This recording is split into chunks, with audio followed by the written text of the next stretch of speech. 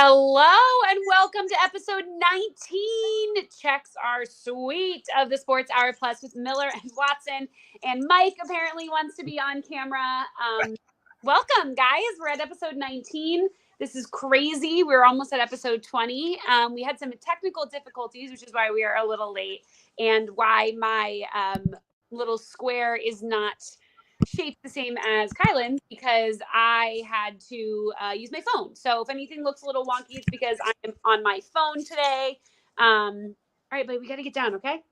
Yeah. Mike likes this close up. He really, really, really loves the camera. The other one's sitting right there. He can't quite jump up onto the chair, so he's upset. Oh, and now they're play fighting. So if you hear them in the background, as usual, just ignore them. Right on cue. Right on cue. How are you today? Good. I'm good. I'm good. Everything's going well. I started, this, but for the people who don't, if you're not following us on social media, you definitely should. The socials right here are listed below, but I am starting writing for lastwordonsports.com. Writing as a basketball writer, doing some basketball things on that. So I'm very excited. Definitely check that out, lastwordonsports.com, as well as watsonsportstakes.com, which is also where you can find my work. Everything's going well outside of that. We were talking about it off air. For those of you that didn't watch the last episode, why didn't you check that out? Come back if you want to after you watch that. But yeah, the bracket challenge is going pretty well for me. I believe I'm still number one. Morgan is rocketing up, I think, but we'll see. Okay, here's the thing with mine. I went balls to the walls with JMU, wanting to go JMU. But here's the thing. I only had them going one more round. So it wasn't that bad. Right. And I had some pretty rough losses the first day, but I have 10 out of 16 in the Sweet 16, which isn't bad. Is not bad. So one of my Final Four teams, I did have Baylor, is out. So that kind of sucks. But my Big East teams going strong. My hopeful national champ going strong. So I feel okay about it. I feel okay. JMU was a heartbreaker.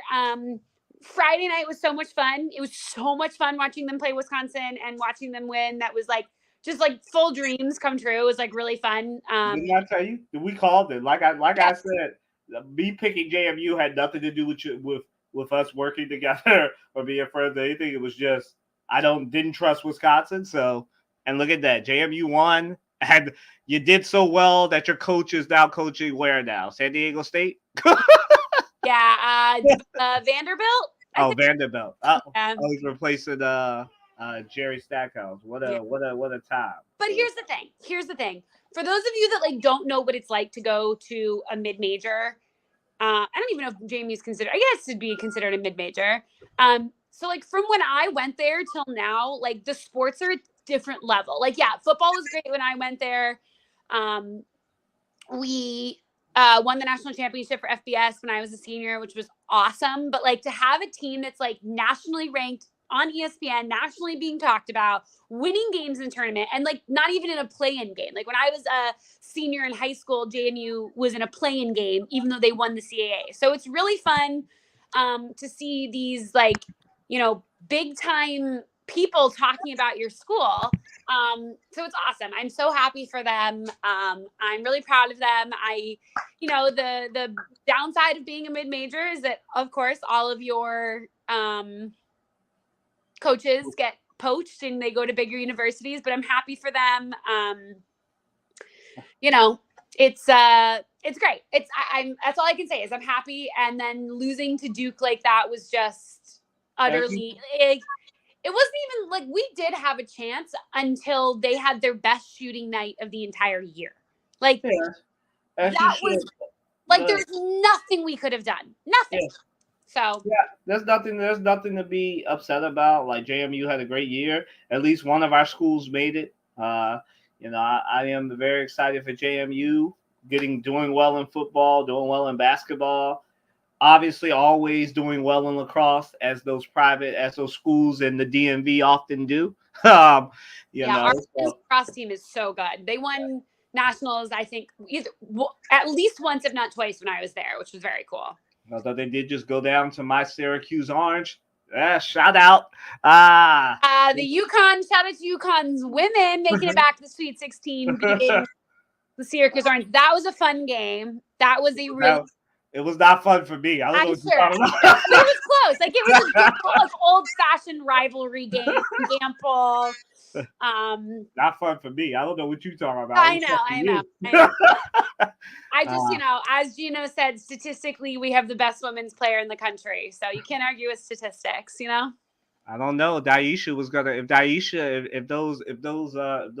If she didn't get roughed up in the game before, I think she would have powered them to a victory. Yeah, but it's all good. Daisha's gonna do well in the W if she decides to go that route. All right, but yeah, that was our little talk. So yeah, thank you all for checking this out, and I'm gonna throw it back to Morgan to introduce our first topic.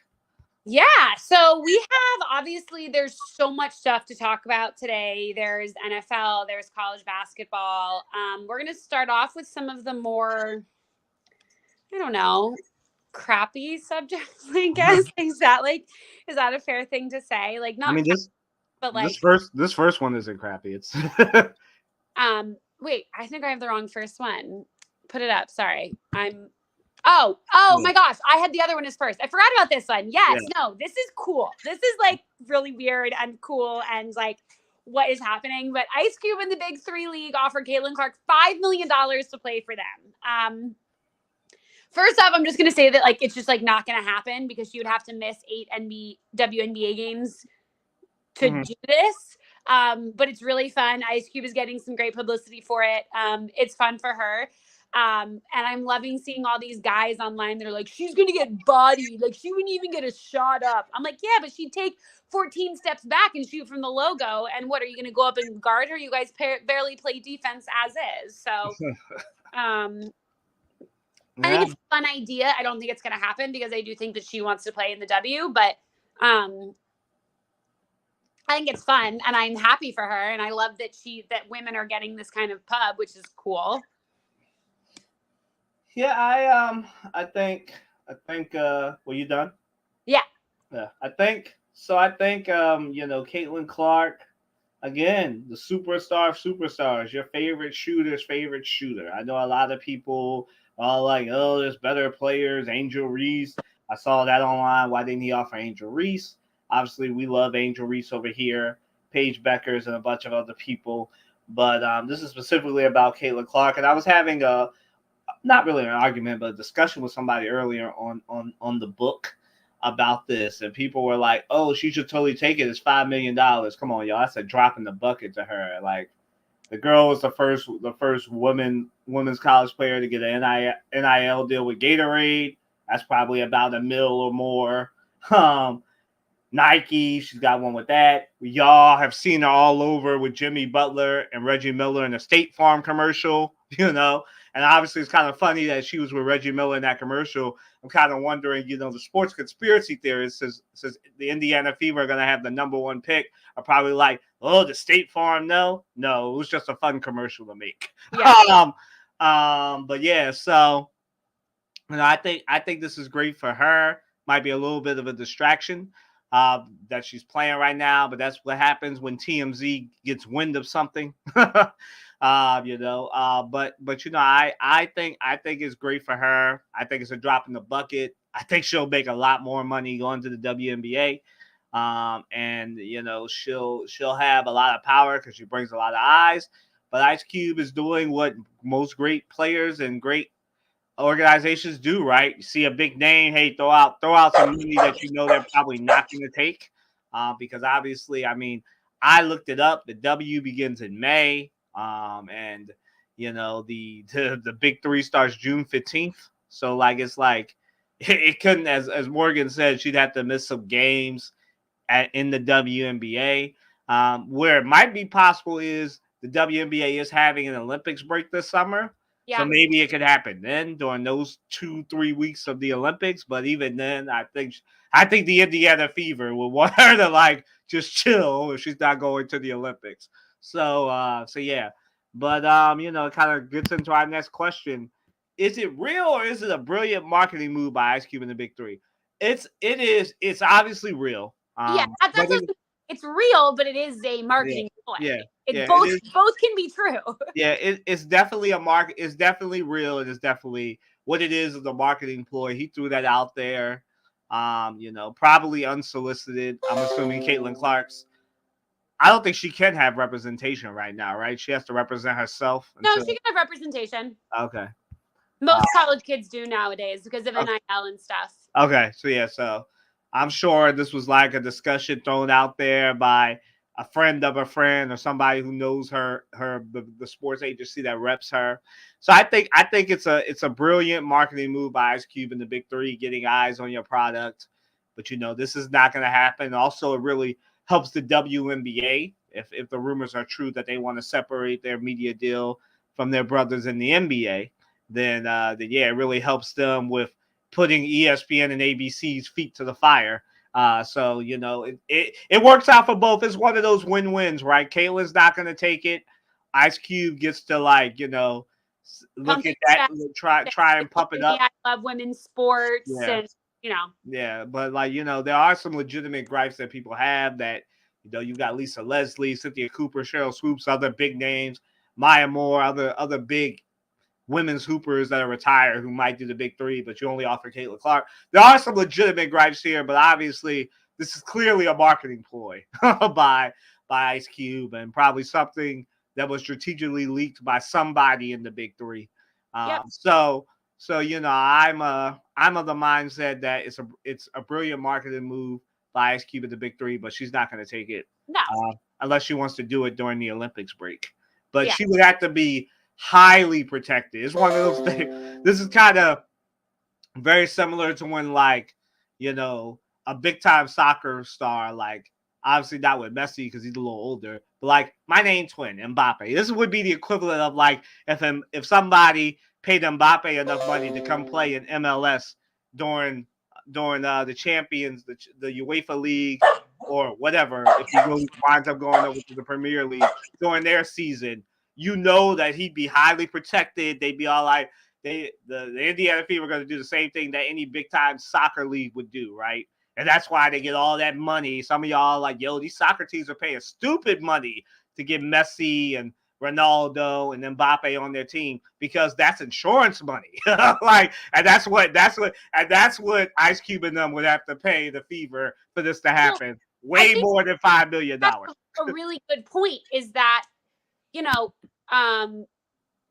have to protect your assets, and Caitlin Clark will be the biggest asset on the Fever when she gets drafted. There's no doubt about that. She will be the biggest, probably one of the biggest assets in the W as we right now.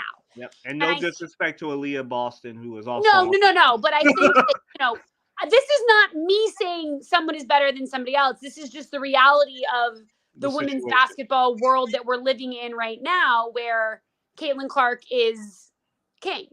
And is the LeBron James, Michael Jordan, Stephen Curry all rolled into one.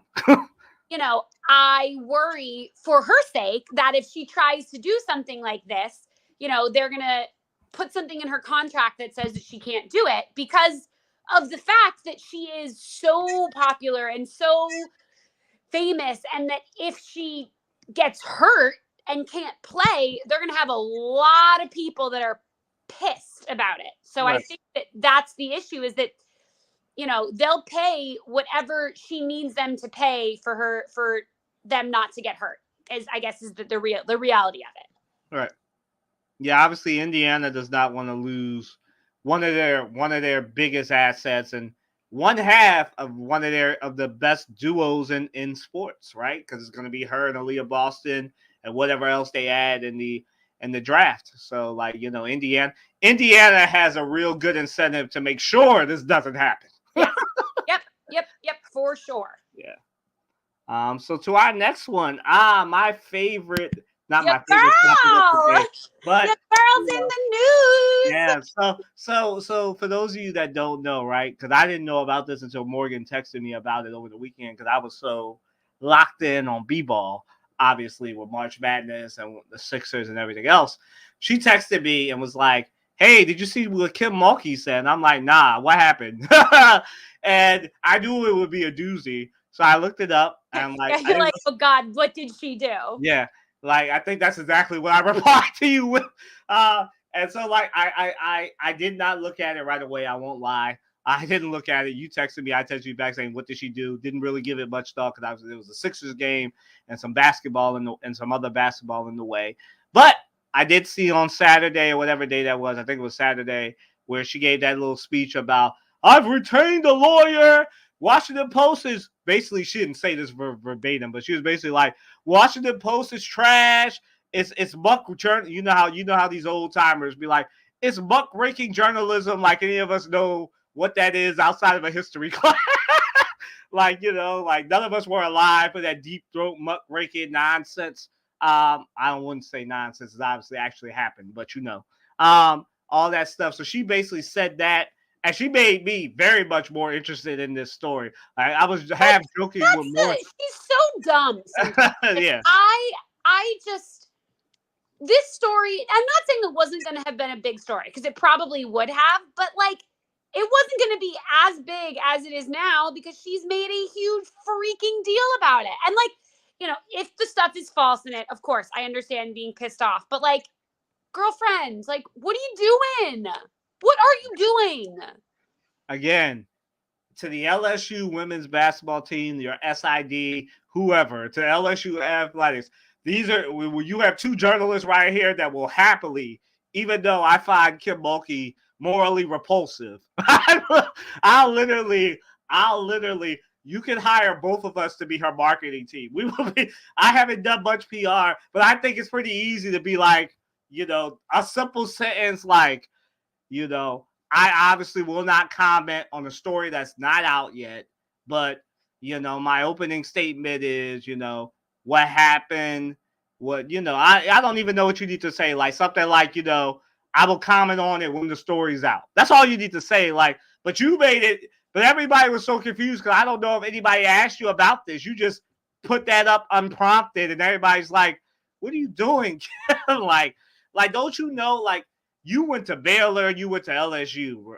Like, this isn't hard. Like, I keep saying, like, this woman is stupid enough to make non-stories even bigger stories than they are. Like, the way she's acting, you would think they had to have interviewed Brittany Griner and some of her teammates, the way she's acting. Like, that's the only way I can see her being like, it's not true, they're lying, they're doing this. Like, I'm all like, what, they got a smoking gun if you say, like, unless, like, I'm imagining the worst. Like in this potential Washington Post story, they have her maybe text for Brittany Griner's. Obviously, she would have been texting Brittany Griner because she was in jail probably at this time when this article was percolating. I'm assuming, right? Unless they got text from her wife texting her saying, "Hey, we need you to say something about Brittany Griner," and she said whatever thing she could say. I don't know, but like they've been. The Washington Post, whoever I can't remember the journalist's name, who's one of the main reporters on the story, he came out and said, like, or somebody, maybe I heard this from somebody else, said that the Washington Post has been trying to get her to comment about this story for about not 2 weeks, 2 years. Like 2 years. I'm like, Kim, you've had 2 years to get this right, girl. Like, you can't all of a sudden, like, they've been asking for 2 years. That's the craziest part, is that it looks like and sounds like they've tried to reach out to her a million times and she's denied it a million times and now is like freaking out about it, which, yeah, I would be freaking out too if I were her because I'm sure all this stuff is not good. Yeah. Well, that's why I say they had to have interviewed Brittany Griner. It has to be that. Like, I mean, there's a lot. It's pretty well known, in my opinion, across the league that if you don't like, there's a lot of people that don't love Kim Mulkey. Right. A lot of other coaches, a lot of ex-players. Yeah, I mean, she's in for it. I don't know. I mean, it can't be good. She had to have gotten some kind of screener or something, or else she wouldn't have done this. But I feel like, where's the article? I feel like we're still waiting for it. Right. It's not out a week ago. Yeah, that's why I said, like, clearly, whatever. That's why I said it has to be either it's some devastating, like, NCAA thing, like with her former players, or it's not out because, like, I can only think of one or two things why it's not out yet. Brittany Griner's finally talking, and I don't want to throw no aspersion on it because maybe the story has nothing to do with her, but I'm assuming it has to have something to do with the Baylor women's basketball team. Otherwise, like LSU would never have allowed this interview to happen if it was about LSU. So, like, it's clearly about whatever happened at Baylor. And the only reason I can imagine that it's not out yet is because once Kim Mulkey did that interview, other people probably reached out to this Washington Post reporter or reporters, because stories like this, probably multiple reporters on it. Like, and they were probably like, "Yeah, I've got more. I've got more to say about this." So it's probably it has to be Brittany Griner. Like, it has to be Brittany Griner and Baylor basketball related. And it may not be, but I'm just imagining that Brittany Griner probably has decided to talk because, by her silence, she has not talked yet.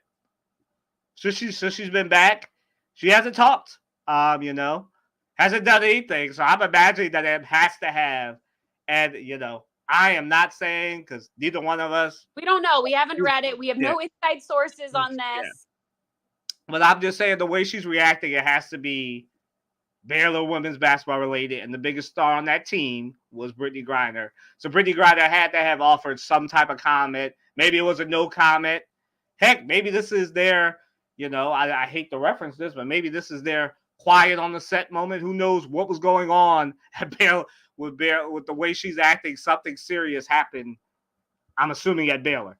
So we will keep y'all posted on that. But yeah, like it took my interest level way up. I thought this was a non-story until I saw all of that. What were your thoughts?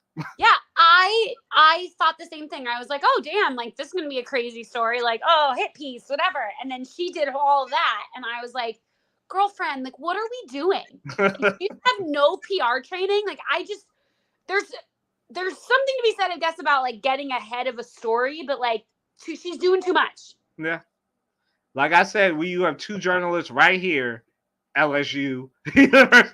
LSU, like Kim Mulkey representation, who will gladly, again, I find you morally repulsive, but you write the right amount of checks. Yep. I'll do that PR statement for you.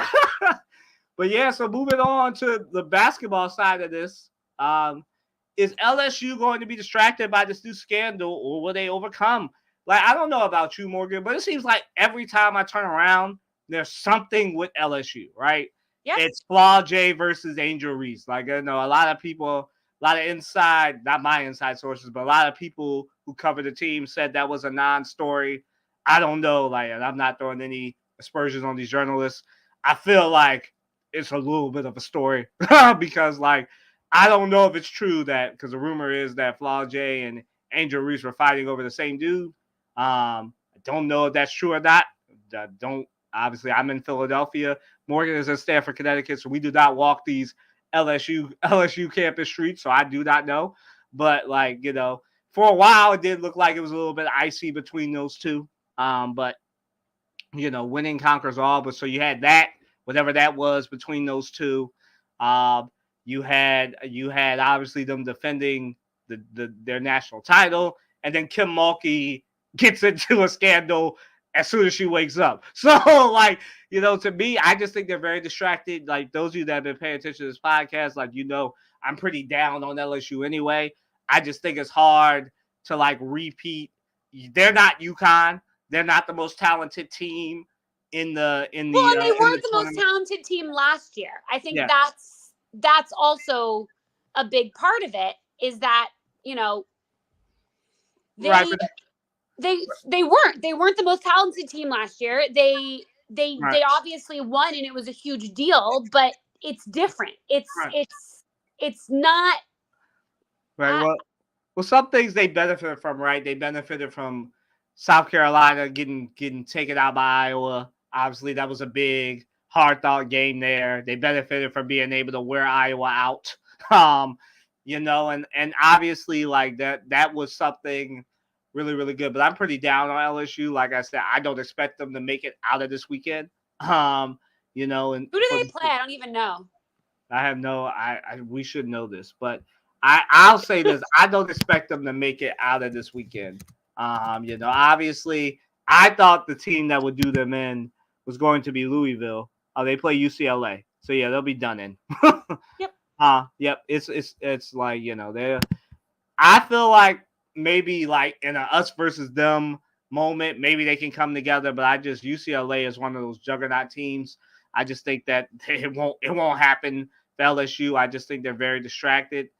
To me, I would be shocked if they find some way to get to the Final Four. I know some people have them in the Final Four, but I just think I've said this about this team that they're too reliant on Angel Reese. And that when you need Angel Reese to give you 30, Haley Van Lith is up and down. So is Flau'jae. It depends on the day, on the day in the game. Like, they're too like their other two stars are too up and down, and they're not deep enough to me to be able to compete with the USCs of the world. Like, and this is the problem for LSU. Like, you got to compete with Juju Watkins. You got to compete with Paige Beckers. You got to compete with, Camila Cardoso and the rest of those dogs in South Carolina. Like, you got to compete with the everything that you got to compete with there. Like, and it's not the time to be distracted, and they're distracted. Like, I don't know how you can't be. Like, how could you not be? They were asked about something after one of the games, and they were asked about this story. Like, they were asked about their opinion of Kim Mulkey, and a lot of them did not defend her. They were just like, we ride. Basically, it boiled down to this: we ride with the coach we have. I think Haley Van Lith said something kind of shady, but didn't go straight to that line too. Like, even her old players don't like her, so that should tell you all you need to know. But go ahead. That's what I was gonna say. It was just like they were like, we are just here to play basketball, like blah blah blah blah blah, which is like gotta be so frustrating for them because, again, they are here again to play basketball. They are not responsible for their coach being Kim Mulkey. And like Haley, I can understand where her frustration is coming from the most because she transferred in. Like, she didn't get to win that national championship last year. She was promised this team and then came in, and it has been seemingly a cluster the whole year, right? Like, there, between the drama with Flau'jae and Angel Reese and all the stuff with, I don't even remember the girl's name at the beginning of the year who got taken off of the team. It's been a mess. Yep, the girl that left. I remember that. Go ahead. Oh, wow, you're muted. Oh, so yeah, there's a lot of drama there. Morgan's dolls were acting up, so that's why she's on mute. But she'll finish that thought once they be quiet. But yeah, there's a lot going on there with LSU. I do know a lot of LSU fans who are just tired of. They're not really LSU fans. They're just like tired of the Caitlin Clark hype. So like they will attach themselves to anybody who can beat them, and that team that they've attached themselves to was LSU. I told a lot of people in my life they got hating on. They thought the same thing about Colorado. Morgan heard my frustration about this Colorado thing that a lot of people were like, oh, Colorado's going to do it. But I see the same thing with LSU, right? Like, LSU, obviously, unlike, I'll say it again, LSU has 49ers syndrome, right? Only difference between them and the 49ers is they won the championship. But a team with a lot of talent that's mentally weak up here. That's what I keep saying. And LSU continues to show me that. Like, they couldn't beat South Carolina without roughing the game up. Now, Camila Cardoso will rightfully so say, like, I watched her for 2 years in Syracuse. She's a roughneck. I will tell y'all that. Like, that's not a girl that you want to mess with.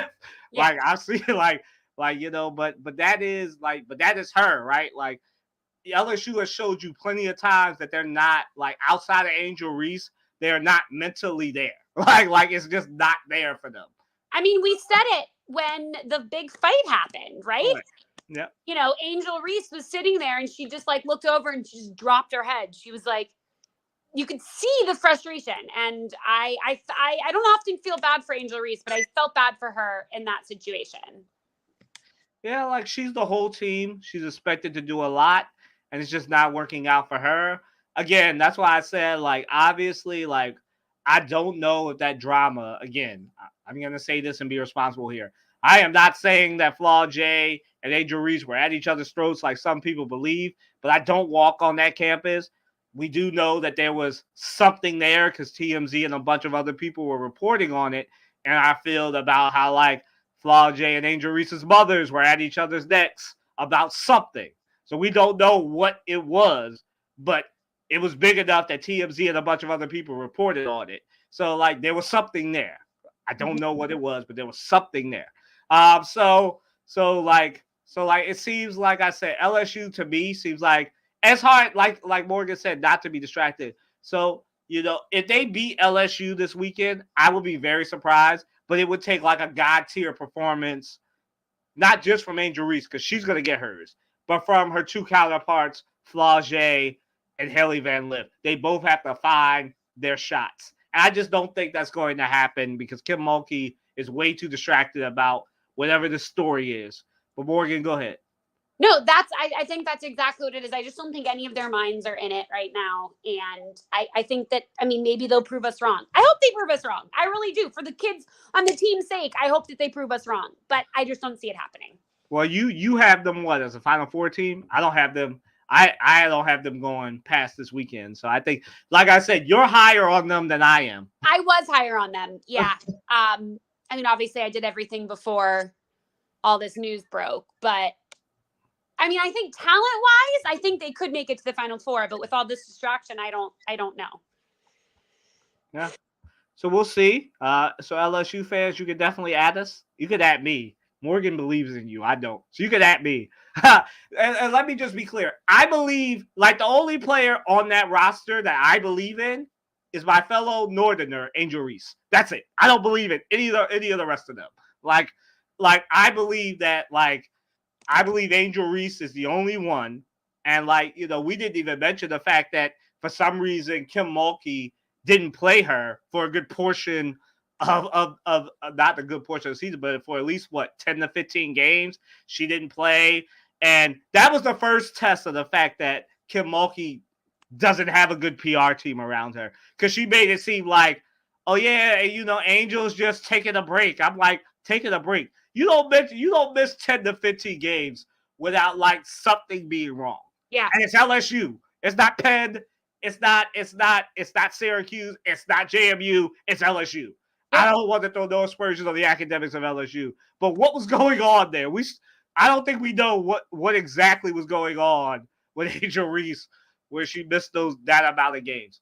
But we'll see. But it's always something with them, and I think they're too distracted.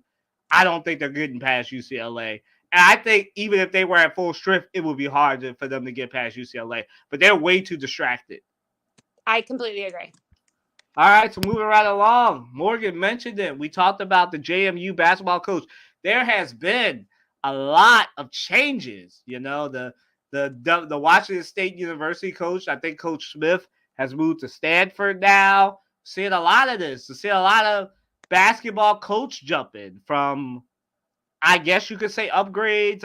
One person went from JMU to Vanderbilt, which seems to be like you just jump from one big-time academic school to another one, and you're just going to be little brother than the SEC. But, I don't know. But, there was a lot of college basketball coaching changes. He's just so great. They're going to love him. So yeah, what's your I'm gonna let you go first. What's your thoughts on all of this? I'm so happy for a lot of the people that are moving around. Obviously for mid-majors, it's just something that we have to get used to. It sucks, but it's something that you have to, at least you just have to embrace being that stepping stone, because if you don't, you're never going to get coaches that want to go to you, because that's what these situations are. They're stepping stones. And yeah, I know that feels crappy to say it like that, but it's the truth, right? Like, I think it's cool. I'm surprised that Calipari is keeping his job, to be honest with you. That one surprised me. But I'm not. You're not? I'm not, but go ahead. I'm gonna let you go. No. That's kind of where I'm thinking of at this point. You're not surprised he kept the job though? Yeah, because like it's that thing of like, I think Calipari basically has them by the balls in Kentucky because it's like, I won a championship with you guys. Obviously, it was only one, but he won a championship, and like, you really think those big time players without Calipari there are going to come to Lexington, Kentucky for that? Like, I think Calipari is the only like I think like it's kind of like the Alabama syndrome, right? Like, Alabama is still able to get recruits because it's Alabama. It's one of the top 3 football teams because there's not that many good football teams in college football. Whereas in college basketball, you don't have to go to Kentucky if you want to be an NBA talent. You can go to Duke. You remember when we used to think that there would never be one and dones at Duke, and then Kyrie Irving and all that happened. So like, and Zion Williamson. So like, like we said before, the talent is more spread out in basketball because obviously, unlike in college football, only 4 teams get in, about to be 8 to 12 teams. Whereas in college basketball, it's 64, about to be, I think, 80 soon. So like, it's a little bit different, but like, I'm not surprised just because I think that, if it wasn't for John Calipari being there, there's a bunch of players on that team currently from Philadelphia and Camden, New Jersey, that wouldn't be there if Calipari wasn't there. So like, I just think it's one of those things where it's like, if Calipari leaves, who's gonna be able to go to DC, Maryland, Philadelphia, Camden, and where all these players are in the Northeast, and be able to be like, yo, I'm gonna take care of your child for 1 year and get you to I think Calipari basically had them. Now I think next year, if the same thing happens and they lose to a mid-major or an HBCU, then he'll be fired. But like, I just don't think that's one of the that was going to be one. But I'm excited for all these coaches to get a shot. I really don't like the coach hopping, but yeah, like you said, it's mid majors. But a lot of these schools, that's all they have. I wouldn't say that's all they have, but their major programs are their basketball programs, right? Like JMU is not. I mean, it's getting there to be a football powerhouse, but like, it's more of a basketball lacrosse school, right? Yeah. Yeah, than football. So I'm happy for these people that get to jump, and obviously we had the move of the Washington State. I think Coach Smith going from Ryan Smith, Dean Smith is not alive, just to be Ryan Smith going from Washington State to Stanford. And I don't know if you saw this, but he gave an interview about like how his 12, 13-year-old son is autistic and how he's going to be better taken care of at Stanford than Washington State. And I was like, that's kind of a diss to your old school. I'm not going to lie. I know. Like, I know you didn't mean it as a diss, but that's kind of a diss. It's like, yeah, this public school couldn't offer me the same kind of stuff for my child that Stanford can. I'm like, definitely, but I don't think it needs to. He didn't put it like that, but that's just how it to me how it sounded. You got anything else to add? Nope. All right. So you want to set this one up again to our next serious topic? Yeah. So this is kind of a crazy, crappy situation that happened in Idaho. Yeah, it's sad that in 2024 we're still talking about stories like this. We can only hope that one day we won't have to talk about stories like this, but unfortunately that day is not today. So the University of Utah women's basketball team, cheerleading team, and band were experiencing some racial slurs and name calling happening when they were in Idaho for their the beginning of the tournament. They spoke, their coach spoke about it at the press conference after the game. Is that where or was it when they were back in? I think it was after the game. It's just horrible. It's just, there is it's so uncalled for. I I just don't even have words for it. I don't know how you stop it, which is what's really crappy is like, do you punish the team of the home fans? I don't know. What do you think? So like I think it's unfortunate that and let's just set it up for the people, right? The reason why the University of Utah was there instead of probably doing what they probably would have preferred, which is staying. Obviously they were there because Gonzaga was hosting their round of games in Spokane. Obviously, for those of you that have been following college basketball these last 2 weekends, you know that Spokane, Washington is hosting, just got through hosting the first and second round of the men's tournament. They were also hosting the first and second round of the women's tournament because the Gonzaga basketball on both sides is doing really well. And the result of that is when you do really well on the women's side, you get to host games. This is why UConn got the host and why my Syracuse Orange got to, I guess, take a vacation to middle of nowhere. Who cares? I mean, Storrs, Connecticut. I just mean the basketball capital of the world. Yes. Who cares? Connecticut. Yep. But yeah, and unfortunately for them, I guess all the good hotels were taken by the other schools. So they had to end up in Coeur d'Alene, Idaho. And unfortunately for those of you who follow, again, we try not to be political, but this is one of those things where politics, there's a lot of intersecting things here. In the state of Idaho, they have banned diversity. And Coeur d'Alene's apparently is very well known. I've never been to Idaho or that part of the West Coast. But apparently Coeur d'Alene is very known as a white capitalist, white supremacist, the wrong terminology, white supremacist stronghold. And so it's very well known apparently. It's been that way for years. I know we had some men's basketball players and women's basketball players from like when we were kids talking about how they played the University of Idaho or something on a football game or a basketball game or had to go over there to play Idaho. And they all wound up staying in Coeur d'Alene. I think one former player said, it was a football player too, that the coach was like, yeah, y'all just have to stay at the hotel and we'll order you pizza because like, it's too racist here for black people. I don't think they said they might actually lynch you there, but that was the implication. So this is, we say a lot that, the Northeast is like this, where it's the big cities and then the suburbs, a couple of like mid cities. And then, you get the South. And that's exactly apparently what happened in this part of Idaho. Like they got the South.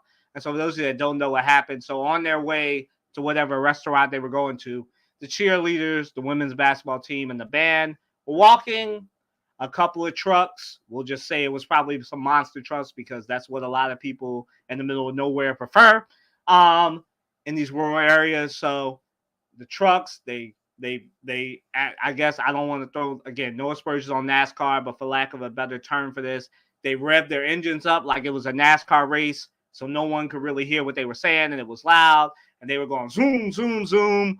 This is how the coach put it, intimidating the team. Obviously, as they were walking by, and they revved it up, so I'm assuming no one outside of the team could hear them say, the N-word. And so apparently this is what happened. They followed them to the restaurant, revving their engines, probably saying the N-word multiple times to these black, players, cheerleaders, and band members because, it is the University of Utah. So we're just going to assume that they had a bunch of black players, black cheerleaders, and black band members.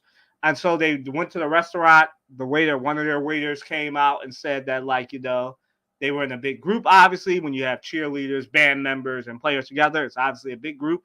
And he or she said that you could tell that the team was clearly nervous, upset, and stuff about it. Apparently, the assistant athletic director was there, who's apparently black herself. And so she was over the team because the main athletic director and SID weren't there yet because the game was the next day, I'm assuming. And so, they had that. They ate their food, thought it was over. It was not over. The same thing happened. Those trucks were waiting for them again and rolled them all the way back to the hotel and probably said the N-word again, scaring those players. And, to me, Morgan, it's not about this. But I was trying to figure out why Utah, a team that with a women's basketball player who's very, very good, Kalia, I think is her name, very close to mine, who has, for all intents and purposes, I don't know about you, but I heard a lot about this University of Utah team, that they were really good, and then they went out like that. I was kind of not weirded out, but surprised that they went out like that. But now it makes sense why they went out like that, because their minds were clearly not on a basketball game. So it was clearly on, I'm half joking when I say this, but when people in Utah, and we all know what Utah is, it's the Mormon capital of the world. And I'm not saying that everybody on this team is Mormon, but you got to know what you signed up for when you go to the state of Utah. When people that experience the state of Utah for 1 to 4 years are basically saying, hey, our campus is least racist by result of being in Idaho, and it was only for a day or two. Like, when they're saying the state of Idaho is more racist than the state of Utah, you got a problem, Idaho. And you got to deal with that. Y'all got to stop saying, you had a governor a few days before this on Twitter saying, we ban diversity, equity, and inclusion in our state.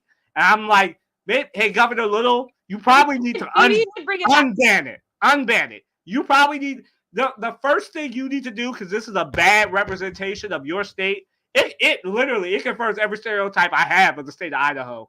So, I was never planning on going to the state of Idaho anyway, but it confirms everything I thought about the state of Idaho. But for people that wanted to give y'all a chance, you need to do something. You probably need to get rid of the white supremacists that are in your state. You probably need to battle this with some education. The FBI is on it. The local PD is on it. If I was them, I would rather trust, in these areas. I don't want to throw no aspersions on Coeur d'Alene, but somebody with a degree in criminology, I know how this works, right? A rural area, the police probably know who it was, probably know who it was, and stuff is notorious. We know what really happens. If the FBI wasn't involved, this would be very well hidden and never talked about again. So I'm very happy that the FBI and the Justice Department are involved in this, and we'll see. And hopefully, the University of Utah, their women's basketball team, their cheerleading team, and the band presses full charges on these people so they can learn. Because as it should. Yes. It's just horrible. It's just, for something that should be exciting for kids to go to, that's just the minimal of it, that, these kids should be excited to get to go and, do their best at March Madness, and for this crap to be happening is just horrible. And I feel horrible for the team, for the kids, for everybody that's involved. And I hope they are able to get to the bottom of it. Right. And so that's not even the skinny of it, but we gotta bring some sports into this. So should the state of Idaho just be off limits to any diverse team playing or staying there? Now, obviously, you got the University of Idaho, Idaho State, Boise State. I believe I've covered every team in Idaho. I don't know, what was that team that was just there that's in Idaho too, that was just in the men's basketball tournament that I think just lost. But anyway, that team as well. I'll remember it. But so obviously, I just think that if you're playing in the state of Idaho, you should probably just make it a day trip. Don't stay there at night. Just make it a day trip. I think that with the NCAA, obviously this gets into our next question, but to me, I think obviously most of the teams that end up playing Idaho are the teams in the colleges that are there as conferences. So if I'm those teams, even if you're not in the state of Idaho or close to it, just make it a day trip. If I was there, I think that's. I think it's going to dilute them from playing teams that are farther away, because teams aren't going to want to travel there. And it's going to dilute kids that are diverse from wanting to go to school there, because why would you want to go to school where you fear for your life and your safety on a daily basis? But I don't know. It's horrible. Yeah. Yeah, and so to me, what the NCAA should do about it, obviously you can't undo the Utah loss, but I think you guys, and if nothing else, again, this is free PR for the NCAA. What I would do is I would invite the University of Utah women's basketball team the cheerleaders and the band to come, for a weekend, maybe to the national title game, wherever it is that the women are playing that at, or to the Final Four, and just let them have a weekend where they can enjoy and get a positive experience. They're not playing. They're somewhere that where where being called the N word is least likely to happen. So I would do that. I think again, the NCAA should hire either one of us to make that happen, because that is a free idea that somebody should have said to them, like, get them a free trip to all expense paid free trip to the Final Four, the national title game, and help them have a positive experience out of that. Yeah. That's what I would do, because obviously they can't give them the game back. Yeah, and it who knows what would have happened if this had been brought to the attention to the NCAA as it was happening. Maybe they could have postponed the game. I don't have the answer to that. So I don't know. I really like that idea, Kylan. I think that would be the best thing that they could do. I think that would be really put them up in a nice hotel, get them a nice meal. Go get them courtside seats or something really fun. I think that would be really, really amazing. Yeah, and they have enough money to do it. Yeah. So we will keep you guys updated. Again, like we said, the only thing that we know right now is that the FBI and the local PD are investigating whatever happened, and they do have camera footage of it. Outside camera footage, apparently Coeur d'Alene, Idaho is a utopia where all they need is outside cameras and not inside cameras. So, right. So we will see, but we will definitely keep you posted, and I will definitely make sure, both of us will make sure that at least with the medium-sized platform that we have, that we're staying on the necks of the NCAA, Idaho, and whoever these people are. Yeah. So we'll go to cover your thing, football. You want to take this? This is yours. Yeah, this is kind of, so, as a lot of you know, there's been a lot of talks over the last more year than anything else than to adopt a new kickoff rule. So the XFL adopted this new kickoff rule. There's a lot of changes. One of the bigger changes is that nobody moves until the ball is either touched or hits the ground. And there's a lot going back and forth if this is a positive thing, if this is a negative thing. The show that I work on talked a lot about it, and both of the hosts of that show think that it's a good thing. I go back and forth. I do think that this will bring back more traditional, I guess, kickoff. I think it's going to be, hopefully it'll bring back kickoff returns, which are always great and fun. I think it's a good thing.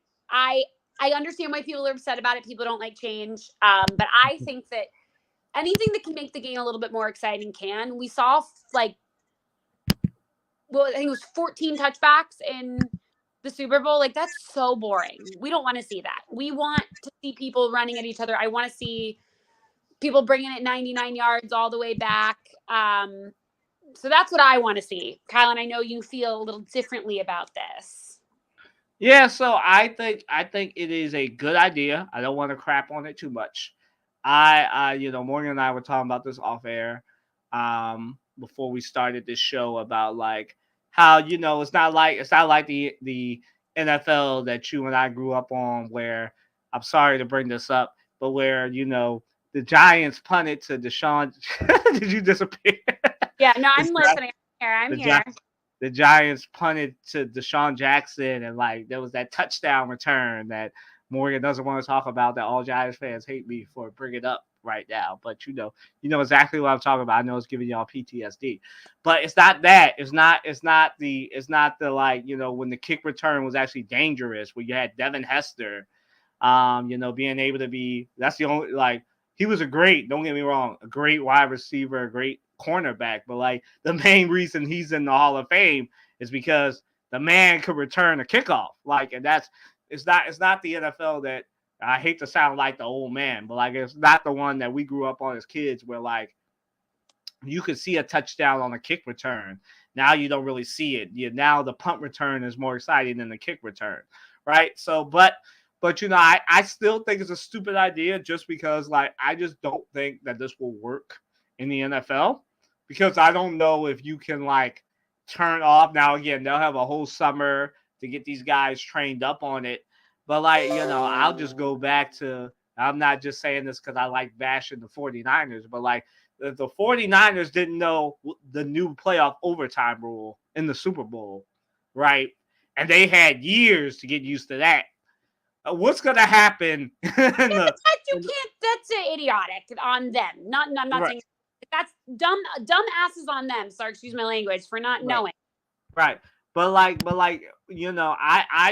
just worry about like obviously they'll have a whole summer to get them used to this and the preseason. So hopefully the bugs will be worked out.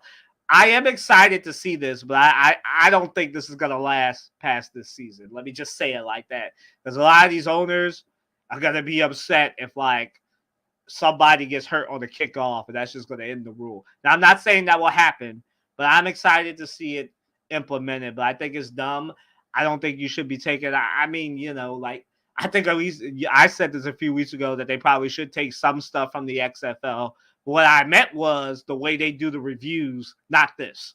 But like I'm all for giving something a chance. But like I said to Morgan, like a lot of these kickers are former soccer players and former rugby players. So like you're still gonna have touchbacks because like the kickers are better. Like unless you're like getting weaker kickers, that's the problem. It's the fact that these kickers are way better now. Like, I think what they should have done is just move the thing up, so that way the kickers are kicking straight to the person instead of its back. They should have just moved the spot up.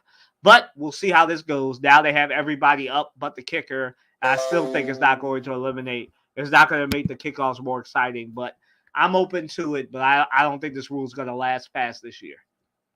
Yeah, I could see that. I think it all depends on how it goes. If it makes the game more exciting, more points scored, there are definitely going to be teams that win games based on this, for sure. Mm-hmm. All right. So this is why this is up, guys. I know you probably saw the lower third and we're like, oh, why is that up? We're talking about the XFL, but this is why it's up. So we're going to do a Sports Hour Plus bracket update. This is all you. I'm not even involved in this. As you can see, right? I am dominating.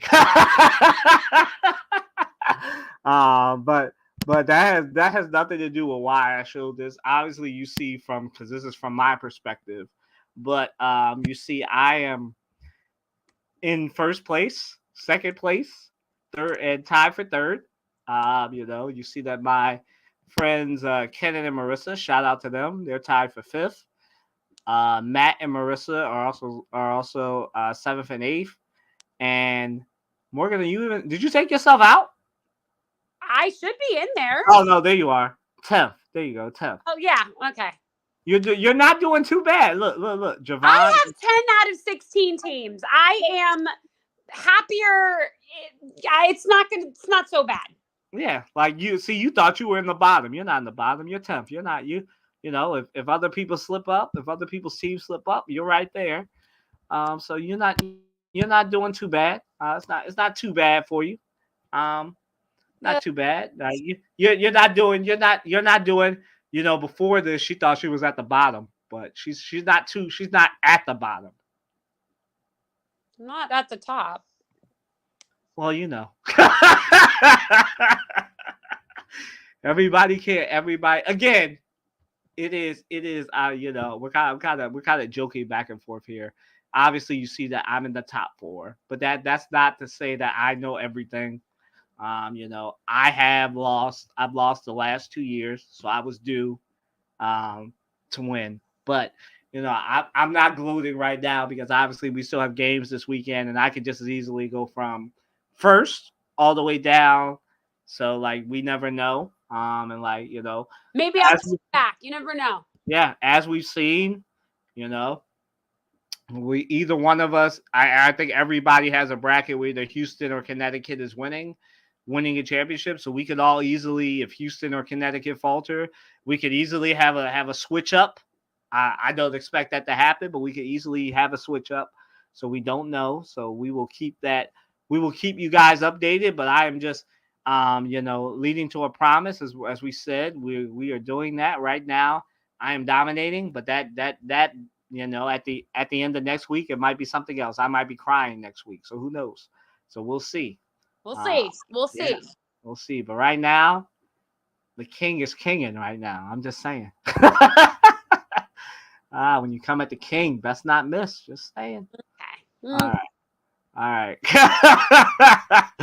Oh man. So men's and women's Sweet 16 preview. I'll let you start. Do you want to start with your UConn Huskies or you want to do Houston? Man, they look good. They look good. We got a big game tonight, rematch of the national championship game from last year. This is definitely going to be the hardest game they've seen so far, especially with the way that San Diego State shot. Last game, they shot impeccably. So I think that if they shoot like that, it's going to be a much tougher game than, but that's the best they've shot all year. So you never know. It's going to be a tough, I think we'll know pretty quickly if it's going to be what kind of game it's going to be. We're actually trying to figure out what we're doing for the game right now because the game is in 3 hours. So I got stuff to do before the game, but I'm excited. I think they look really good. It also obviously helps that it's in Boston, which is like an hour and a half north of Storrs, Connecticut. So they hopefully it's more of a home crowd, kind of like it was down in Brooklyn. But I think some of the teams are looking really, really good.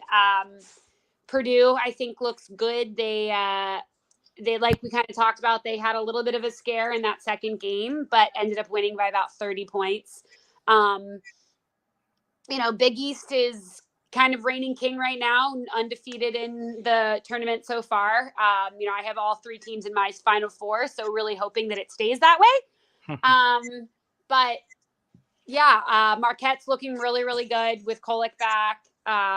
Creighton, coming off of that overtime win is going to be buzzing. So I think there's some really interesting games. I think that I don't even know who's going to win in the Illinois Iowa State game. I think that's probably the biggest question mark that I have. And obviously the Alabama UNC game is just going to be one for the ages. So how about you? What are you thinking? Okay, so I am thinking that I'm gonna go with what I chose. Arizona is gonna beat the bricks off of Clemson. Okay. I just think that Arizona. I think that we'll tackle this game one at a time. I think that Arizona. They've been tested. Obviously, they almost lost, I believe, their second game because they couldn't hit shots. They had a little power outage there. My name twin, Kylan Boswell, wasn't really hitting it from 3. And Caleb Love didn't have it, but like when they needed to turn it on, they got it. And so I think Clemson, they almost gave it up against Baylor last game. So I think that when they face Arizona, who's way bigger, has a better center, they play inside out, I think that Arizona will beat Clemson. I obviously think UConn will beat San Diego State. I know that this is going to hurt some people in our bracket who picked Alabama, but UNC all the way. I think that UNC was tested against Michigan State, but I mean, like, it's Izzo in March, and it looked like UNC was going to give up the ghost, but they won. They found their 3-point shot. They started attacking the paint. They started to realize, hey, we're bigger than Michigan State. And that's exactly what they did. So I think UNC will beat Alabama. Alabama almost lost to Grand Canyon University. So this is a young Alabama team that can be had. Again, very talented, but mentally weak because the SEC just wasn't them this season in basketball. Maybe they should have taken some SEC teams out and put some ACC and Big East teams in. But UNC is going to be twice. Huh? You don't have to tell me twice. Yeah, UNC is going to be Alabama. Iowa State is going to be Illinois just because Iowa State is like one of the better teams and has the rep for the Big 12, since I think they're the only Big 12 team still left besides Houston. So they have the rep. Obviously, even though I picked NC State, this is why I picked NC State to go out at in my main bracket. So Marquette's going to whip on NC State. I think Purdue should win, but again, I am low on Purdue. So I could easily see Gonzaga winning, but I think Purdue will win just because Zach Edey will be too much for Gonzaga. Houston's going to whip on Duke. And then here, right, I'm going to disappoint a lot of my Tennessee cousins, but, Creighton's going to beat Tennessee. I think so. Yeah, Creighton's going to beat Tennessee. Give me 1 second because we're also supposed to do the women's, but I think we already know one of those games for the women, which is UCLA, LSU. We kind of went in on that. You have anything to add on that while I try to put this screen up so we can show the people? Not really. I think that there really wasn't, per usual on the women's side, there really wasn't any upsets. It was more the usual stuff, right? Yep. No big upsets, I guess, besides Gonzaga. Yeah. And obviously, like we said, Utah went down, but again, that was more because of what we found out later, and not because of anything that they did. So hang on while I put these up. We're kind of stalling here until I put these up. Yes, so as we see, Oregon State, Notre Dame, South Carolina, Indiana, NC State, Stanford. Ooh, that'll be a good one. Gonzaga, Texas, LSU, UCLA, which we talked about. Colorado, Iowa, Baylor, USC, UConn, Duke. Okay. And SC has, I guess, already advanced. And so has SC, Baylor, USC. And so both USCs are doing a lot here. But main USC with Juju Watkins versus Baylor. So let's hit on these. So let's start with what you actually want to talk about. UConn, Duke. Right? I think that Duke is a good team. This should be a good game. ACC love here. Even though I would love to say, because they just whipped on my Syracuse Orange women, that, UConn will go down. I just don't think they will. So I think Duke's going to lose, and it'll be UConn. Then USC is going to beat Baylor. Iowa's going to beat Colorado. I think I've already said that LSU is going down to UCLA. Yeah. Texas will probably beat Gonzaga to me. Stanford will whip on NC State. South Carolina will whip on Indiana. This game I have a hard time with, but I think Hannah Hidalgo will be too much because she is one of the best players in the ACC. So I think she'll be too much for Oregon State to handle. So Notre Dame, South Carolina, Stanford, Texas, UCLA, Iowa, USC, and UConn is what I've got. What about you? Yeah, I actually don't have anything different from that. I was going through them as we do. I think that I think Caitlin Clark needs to play a little bit better than she played last game. She was really lucky that her teammates kind of bailed her out there. That game got close. They kind of pulled away towards the end in the fourth quarter, but I think she needs to play better from start to finish as these teams start to get a little bit better. I don't know if she's doing too much on the outside. There's a lot of pressure being put on her right now, regardless of the jokes that I make. Like, she is an incredible player. And, there's a lot of pressure being put on her that her college career meant nothing if she doesn't win the national championship, which I just don't think is fair. So I hope that for her sake, she can have some relief and the pressure taken off, because we know that she puts a lot of pressure on herself. Yeah, I don't disagree. I think Caitlin Clark is putting a lot of pressure on herself. We saw, I don't know if any of you saw it. I know I saw it. Morgan, you probably know the viral clip I'm talking about of her in the first game, like yelling at the refs and having her WNBA, NBA moment. her dad being like, just shut up, you're winning. like the basketball off her head. Yeah. Caitlin, come on, girlfriend, you got this. No, there's a lot of pressure on her, like you said, and there's pressure to perform, pressure to meet the moment and meet the hype. Like, and this girl, I don't know if you saw the video of like, I think whatever team that they were playing last weekend, the whole team came out to watch her warm up. I'm like, this girl is like Michael Jordan, Kobe Bryant. Like, even their opposing teams are in awe of her. I don't know. Maybe there's stories of like after she beats or loses to people asking for her autograph, like the opposing players. Like it probably is because that happened to Jordan, Kobe too. So like it probably happens to her. Like, Holly Rowe was interviewing like one of the coaches. People, her daughters came. It was like the first game that they actually wanted to come to because Caitlin Clark was there. I'm like that.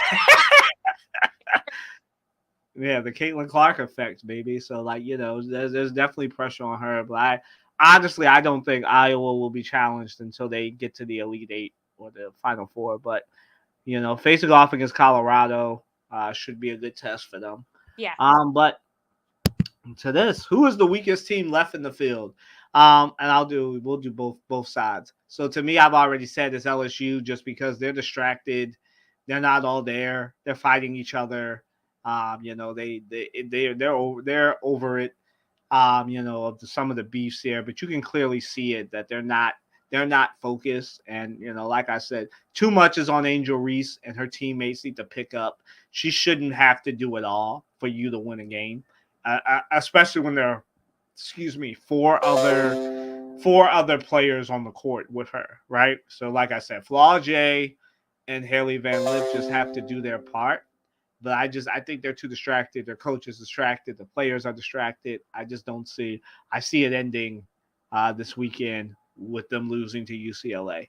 As far as on the men's side, I think the weakest team left in the field is Alabama. They have the most talent, but they have to rep for the SEC. But I just think that they almost lost to Grand Canyon University, a school that many of us don't hear about until their football team upset somebody or their basketball team is in a game that they shouldn't be in. And like Alabama was fitting to lose that game last Sunday. So like I have no faith that they'll be able to beat UNC today. And even if they were all there and like they weren't as young as they are, I don't think that they can compete with UNC. So that's my two weakest, Alabama and LSU. To you.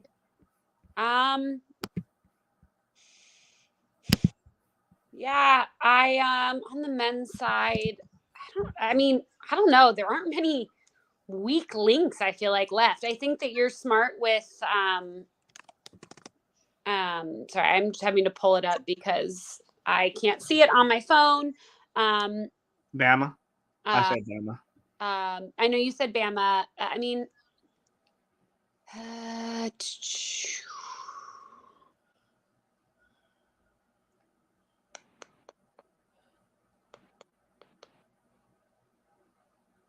North Carolina State probably. Okay, you going with NC State? I think they're really, really good. Eventually, their gas is going to wear out. So I would probably say them. And then on the women's side,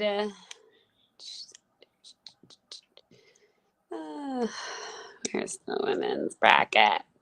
It's up there. I gave it to you. I know. I can't see it, though. It's the problem. It's too small because it's on my phone. Okay. Hold on. No, you should. Hold on. I got it. I got it right here. Okay.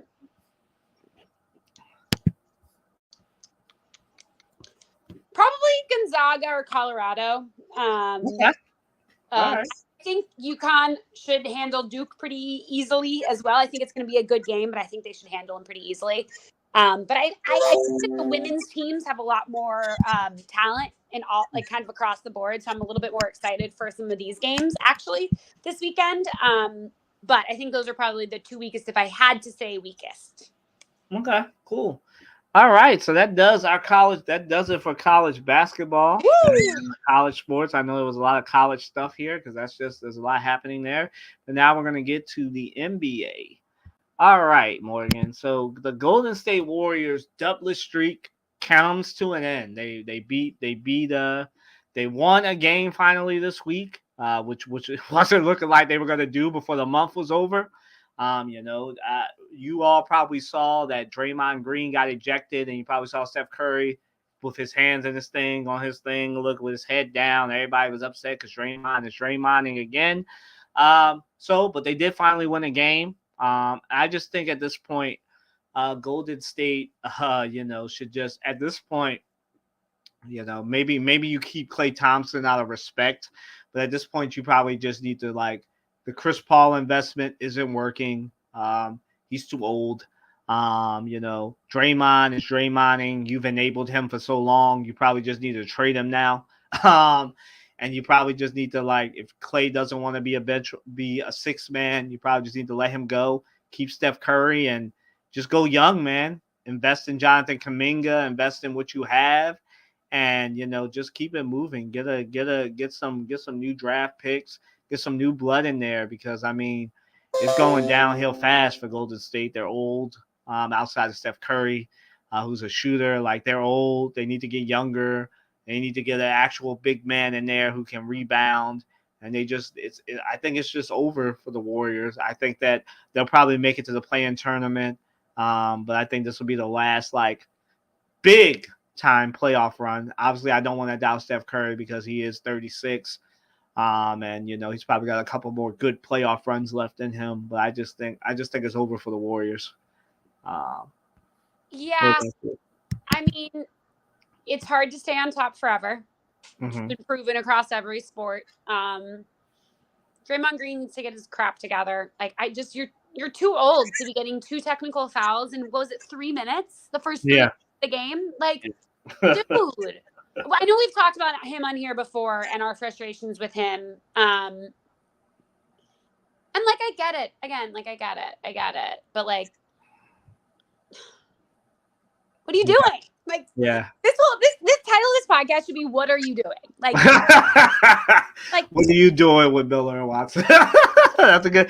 Hey, that's a good. That you might have come up with a segment. Yeah. I just what are you doing? You got some on. Anything else I have to say to this, because this might be part of a segment of mine later in the show. So that's all I'm going to say about this. Okay. But spoiler alert for He's Not Him, She's Not Her, and They Aren't Them. Should they just? Well, I think we gotta answer this. Yes, they should. Everybody but Steph Curry. And Jonathan Kuminga and the young stars that they have. Chris Paul. It was a nice little experiment, but it's not working. Nope. So yeah, it's time to cut bait on that one. Steph Curry, yes, is definitely the only untouchable Warrior. So yeah, we don't need to spend too much time. We just talked about this. So. Are the Phoenix Suns heading for disappointment in the playoffs, or should they just cut their losses and start over with Booker? So for those of you that don't know why this question exists, apparently Tim Legler, I think he is from Jenkintown, Pennsylvania. The native of the Philadelphia suburbs said that basically what I say about a lot of teams on the West Coast, that basically they're weak. They're mentally weak, the Suns. And they're not all there. So I think that, it's kind of hard to, again, think that for me to think that Kevin Durant and Devin Booker are going to head into back-to-back disappointments. I guess it's really back-to-back disappointments in the playoff run. But yeah, the way they're looking, they're just not looking right. And obviously that's because they've added Bradley Beal, and Bradley Beal just got back from an injury. He's looking all right, but he hasn't been a good playoff performer. And so I think kind of like with LSU, a lot rests on the shoulders of Kevin Durant, who's only getting older. And then Devin Booker is kind of like the second man. And like I've said before, Devin Booker needs to be the God tier all-star here. And he hasn't ascended yet. And I think in the playoffs, he has to do that, or the Suns will end up being very disappointed and lose. And so at this point, if they do lose, if they don't at least go to the second round and then at least get to the WCF, the Western Conference Finals, for those of you that don't know abbreviations, I think that the Suns should just cut bait and, trade everybody, even though you sold the farm to get Kevin Durant. I think it's time to just cut bait and start over with Devin Booker. And Devin Booker might want to leave because I'm sure he's tired of rebuilds. So if Devin Booker decides to go, then I think a lot of teams on the East Coast will be very, very happy in Philadelphia, New York, and Boston if Devin Booker all of a sudden becomes available in LA. Let me not forget my Lakers fans that watch this show because they are very, as Morgan knows, they're very loud, the Lakers fans. So I think a lot of teams would be really, really excited if Devin Booker decides that he doesn't want to be in Phoenix anymore. What's your thoughts? I feel like every 2 years we have this conversation with the Suns. It's like they get a star, they're excited, and then it's like, do we need to rebuild? You know what I mean? Yeah. I don't know what it is. Like Phoenix is awesome.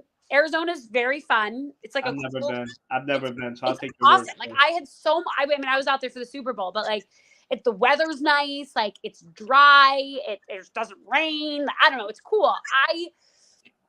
They would think it would want to be a like semi-desirable place, but doesn't, let's just say we don't know, Devin. I'm just spitballing there. Yeah, we don't know. Maybe he wants to stay, but I agree with you that I feel like he has been considered like the golden boy for so many years, and they're always like, he's new, he's fresh. Blah, blah. Well, he's not very new anymore. He's not very fresh anymore, and I think he wants to win a championship. And I agree with you that I think he's tired of all of these rebuilds. And let's put it this way, if I were him, I would be tired of all the rebuilds. So I don't know. I think there are a lot of teams that, like you said, would be lucky to have him and would love to have him, welcome him on the team. He's only 27. He's a year younger than you. Oh my God. Well, whatever. He.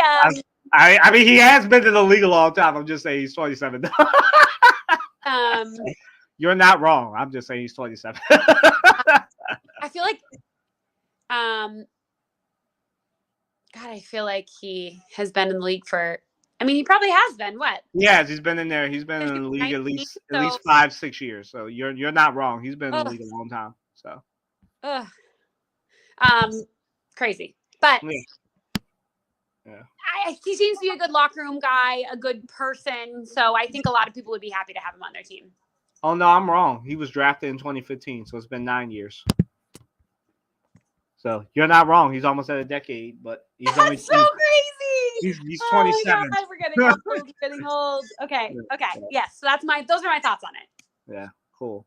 Didn't mean to do that, but that's how I think of basketball players. I'm all like, I know they're younger than me.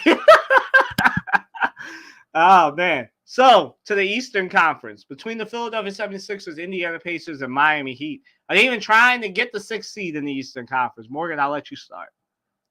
I'm not gonna lie, this is more of a you question. I looked over this and I was doing some reading and I was like, everything is tight and close, and I don't follow these teams nearly as close. So I was like, I feel like this is gonna be a Kylan question.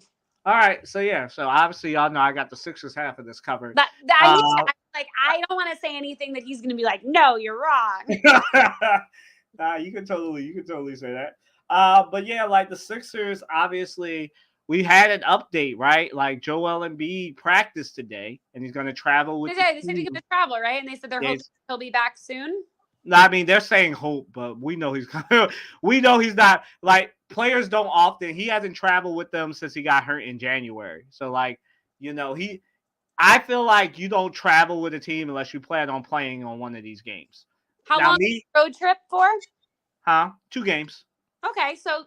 Yeah, so I think he's not going to play in Cleveland probably on tomorrow. I would be very surprised if he did that. But knowing him, he probably wants to play tomorrow. But they probably won't play until the game they have a game against the Thunder in Wells Fargo Center on April 2nd, I believe. So I think that's the game that they're targeting. But he could just as easily play either Friday or Sunday. So I could see it happening.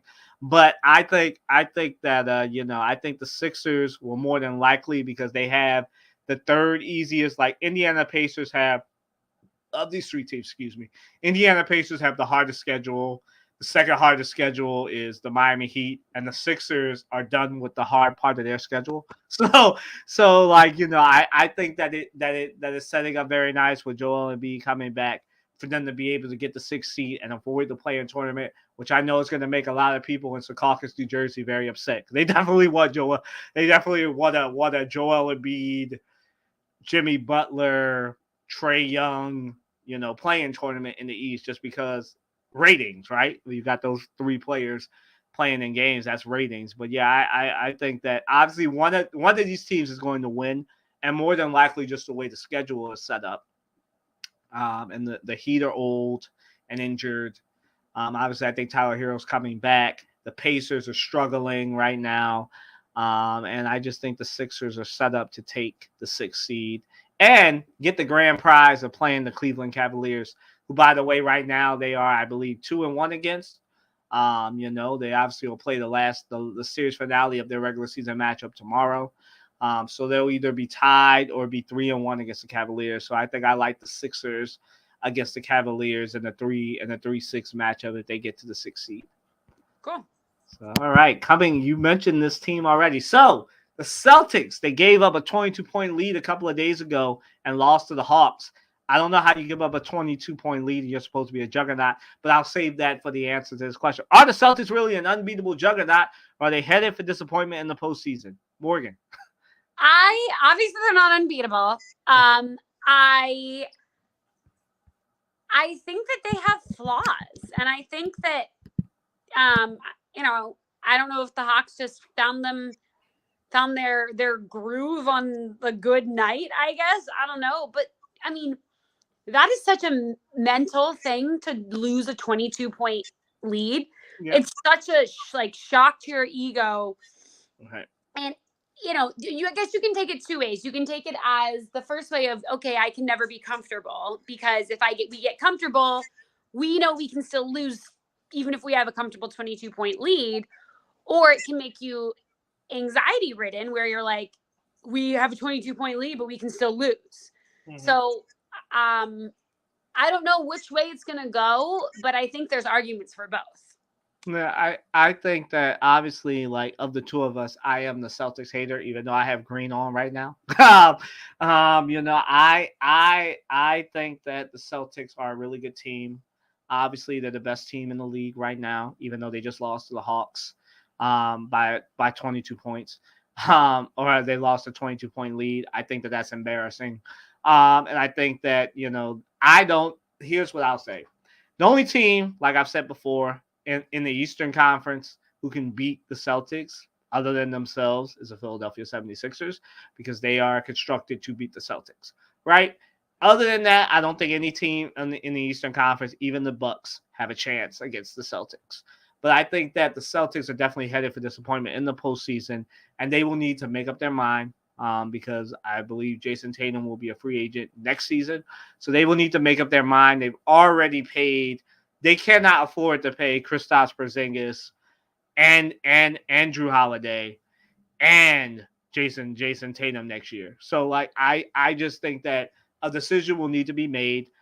Just following with the theme, besides the Sixers, Heat, and Pacers question, that if the Celtics do not make the finals this year, they need to blow it up. Like it's time. Like, you've already got Jaylen Brown locked in.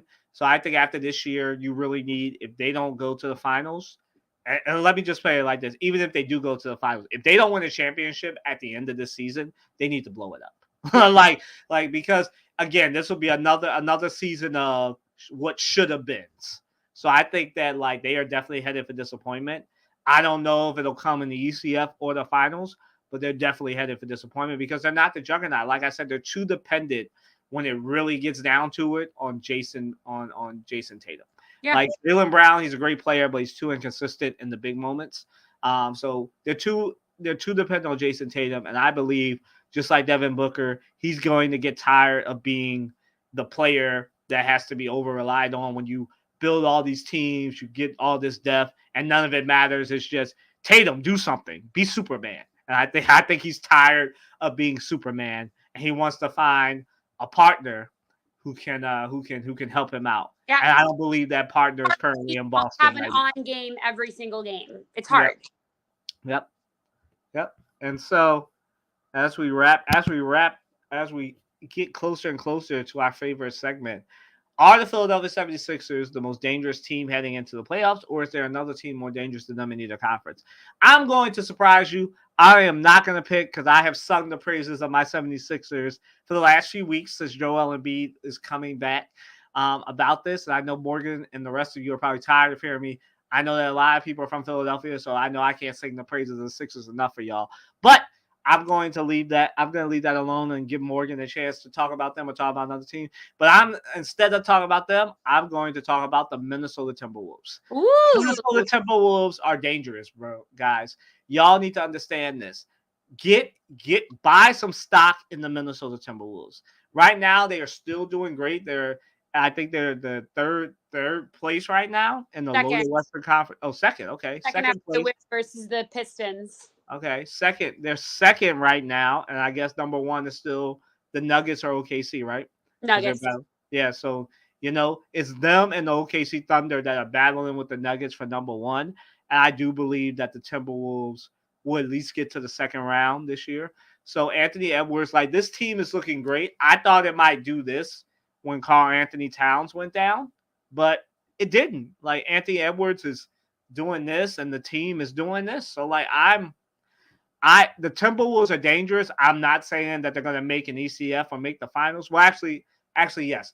I could see them healthy, making it to the Western Conference Finals and giving the Nuggets a run for their money. I don't think they'll beat the Nuggets, but I think that they're a dangerous team who can get to the Western Conference Finals. And if they play defense the way they've been playing defense lately, they could totally beat the Nuggets because they're totally constructed with Karl-Anthony Towns and Rudy Gobert to slow down the Joker. And I think if you slow down the Joker and you make them rely on Jamal Murray and MPJ, that the Nuggets are beatable. I think that's, I agree with that. I think there's a lot going on. I'm going to give you a sneaky one. Okay.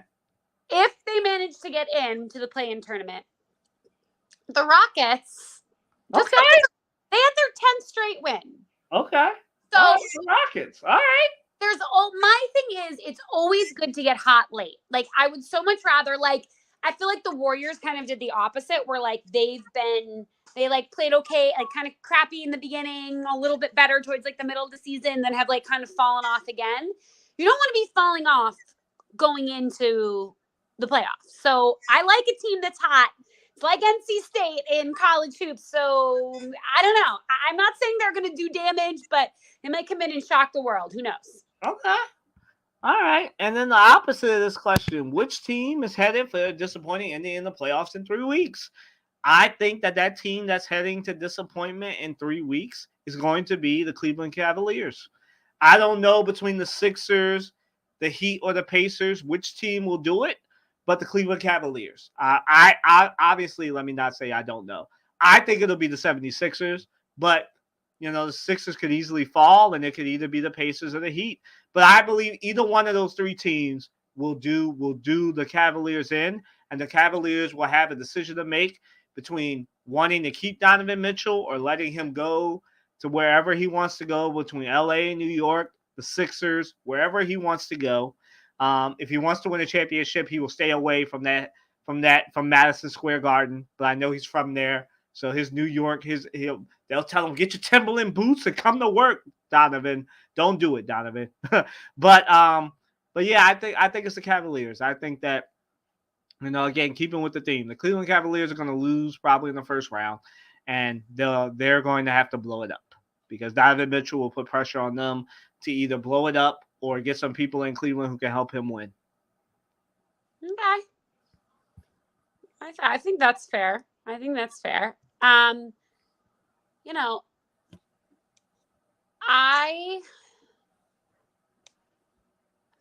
at this. I don't know. This just has a Lakers implode. Oh, you going with that story again, huh? Our counterparts are going to be so happy if that's the story. The Cowboys imploding in the Lakers. Well, I just feel it, and I don't know. It's like body language and like. By the way, tell them you're at, so they don't, because I got some Lakers fans. I'm sure you do too. That they will want to holler at you about this. So it wasn't me. It was her. I don't know, and this is more just like vibes feeling, but like if I was gonna say one team that just like I don't feel it for them this year, that would be the Lakers for me. Okay. All right. So yeah, it's at M India Miller. For those of you Lakers fans that want to holler at her about it, it was not me this time, because they definitely reached out, as you know, when the last time we said something bad about their Lakers. So yeah, that they can at you. I'll defend you, but they can at you because it was you this time. I was going to leave that trade alone. Honestly, it was between them and the Clippers for me, because I could see the Clippers falling off too. They just got saved by the refs last night, and that's giving away something for me. But to our next segment, he's not him, she's not her, and they aren't them. Do you want to start or should I? I'll start. Okay. He's not him, Mr. Draymond Green. Uh-oh. The OG is back. Another one. I feel like we've talked about this before. I feel like he's not him before. Again, I don't really care about techs and stuff like that, but like you're a team that's like fighting for your playoff berth. You need to be in the game. And like granted, they won the game, so maybe he didn't need to be in the game. But you can't be getting 2 technicals in 3 minutes. That's ridiculous. Facts. It's ridiculous. Facts. I just, it drives me a little bit crazy. I'm going to do my They Aren't Them, and this is going to be a little bit of a weird one. It's going to be to a lot of the major media conglomerates, specifically. Yes, it's not me this time. All right, go ahead. ESPN this right now, mainly because I don't know if you saw it today. They announced there's going to be a 92-page book that's coming out about like Caitlin Clark and all of her accomplishments and blah blah blah. Like, let the girl play basketball. Like, stop putting so much pressure on her. Let her just finish this season, and then we can start with all this endorsement stuff. Like, I feel like there's just we just talked about this. There's just so much pressure on her, and she's talked about how much pressure she puts on herself. And I get it. The media's just doing their job. I understand it. Like, you know, people are going to say, oh, now you're mad that we're talking about girls' sports. No, we're not. Maybe spread the wealth a little bit, but, you know, let her play. Let her, like, don't stress her out so much. That's They Aren't Them. You know, I think we both probably have a mutual she's not her, but I will let you have it because she's your girl. No, you can. I'm done talking about her. You can have it. It's just Kim. I'll take Kim this week. Yeah, you can have it. I talked about her last week. Just, you know, what are you doing? Again, hire us, or hire, like, there has to be some LSU journalism or PR students that need an internship right now. Like, just hire them. Like, bad. It's so bad. All right. What do you got? All right. So my They Aren't Them. After we just talked about this a few weeks ago, the NBA referees. How are you not going to call a foul on Kawhi Leonard last night on the Sixers-Clippers game? I don't know if you saw this, but Kawhi Leonard clearly fouled Kelly Oubre. And I'm not just saying that. It's all over Twitter. Yeah, I'm a Sixers reporter and also outside of that, a Sixers fan. But, like, he was clearly fouled. They didn't call it. You know, you probably saw Nick Nurse yelling at them, and then you saw Kelly Oubre saying, you're a B, you're a B, you're a B, and he's probably going to both pay some money for that. But, like, you know, and to Kelly Oubre's credit, he did apologize for that. But nah, he was right. That's that energy that we want in Philadelphia. Like, you were right. The Sixers got screwed over, and the refs, to their credit, they didn't do like what the ref did a couple of weeks ago with the Knicks and say, like, nah, I saw what I saw. Like, the refs were like, yeah, we clearly made a mistake. It should have been a foul on Kawhi and Paul George. Little did that do, right?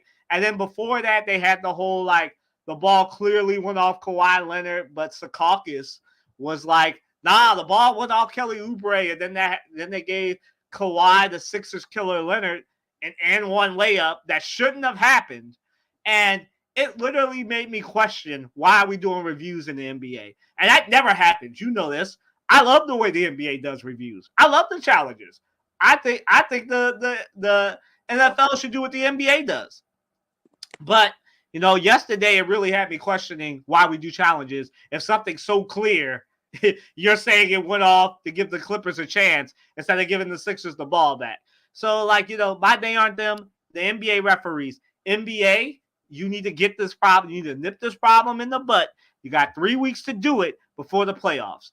You do not need a playoffs like the NFL just had marred by refereeing. You don't want that. No one wants to see a ref show. Huh? No one wants to see a ref show. Yeah. And so I have no she's not her, but my they are them also. I don't know if you saw this, but people were upset at Caleb Williams for having pink fingernails and a pink phone. God. And people were all like, the ultimate, the two of us, I think you're Gen Z more than I am. Pink fingernails, and they were all like, look at that. He's at a game supporting the USC women's team. See, even the dogs agree with me. Mike's pissed. Mike's like, those stupid people. Pink, again, Morgan and I grew up, we're not that far apart. Pink was more associated with Barbie dolls when we were growing up, but now pink is for everybody. The younger half of Morgan's generation are like, you're Gen Z, right? I'm millennial. Oh, you're a millennial? Never mind. The younger half of Gen Z, my bad. You should have corrected me. I'm on the cusp. I'm 95. Okay. Oh, so you're like my brother. Okay, got it. My brother's 95. The younger half, the Gen Zs, they don't care. They do the work. Morgan and I, we both have worked with Gen Zs. That's what it is. They come to work, they want their money, and they want to chill. And as long as they're not doing crimes, leave them alone. Yes, Caleb Williams, y'all don't dominate his time all the time. And I'm so happy for that. That's great. Because some of these QBs need that. When you're not playing football, don't do football. Go to a game, do something. And to all you people trying to shame him for having a pink phone case and pink fingernails, look, man, these athletes are doing that. Men and women, they have colorful fingernails. Again, I just talked about Kelly Oubre. My man be having green fingernails, green hair, red hair, and I love it. So let them do them. That's why they have millions of dollars to do this stuff. Have all this money and you don't. Yeah, they can do that. They can have all of that. I don't have a she's not her. Like I said, what's my he's not him? You can join me with Draymond if you want. I don't think it's Draymond. Oh, my he's not. Well, actually, I just have 3 day aren't thems. My day aren't them is sort of related to yours. The Warriors, get it together. Get it together. Yeah, for real. You've enabled this mess. And so you need to nip this in the butt. I know you guys said that Draymond learned his lesson, but clearly he didn't. And honestly, I was going to bring this up during the segment, but I totally forgot. But now I can because I remember now. You see this commercial where he has the AT&T and he's talking about decisions, and he's talking about punching Jordan Poole, but he's talking about decisions. I find that ironic that commercial has been playing more and more since the tournament has started. And this man is picking up technicals in 3 minutes, and I'm sure Steph Curry is all like, bro, this commercial is so better. Your Steph Curry's hair might actually fall out. he's got 2 daughters, a son, and another kid on the way, and this might make him go bald faster than those kids. So dealing with Draymond, I agree. I know Warriors fans, most of them, a lot of them. I've seen it on my Facebook. They're done with you, Draymond. And the Golden State Warriors, this is a mess that you've enabled. So, you got to get rid of him. This year, you got to get rid of him. You got to send him somewhere else. He can't be in a Warriors uniform anymore. Yeah. I think that's it for me. I love it. Yeah, man. So, yeah, unless there's any breaking news in the world, we good? Yeah, I think we're good. Like always, keep an eye out on our socials. We'll be tweeting and whatnot throughout the rest of the tournament this week. Good luck to UConn men's and women's. big game in 2 hours. Stress a little bit. So good luck to them. We're gonna do something next week. Honestly, might have to be Friday next week. I have dance banquet on Thursday for dance team. Yeah. Friday or Wednesday. Okay. Yeah. So, but we'll keep you guys updated as usual. Hit us up with anything you guys want to hear about. And thanks for listening. Yeah, we may have a new segment next week. What are you doing? What are you doing? See y'all. Bye.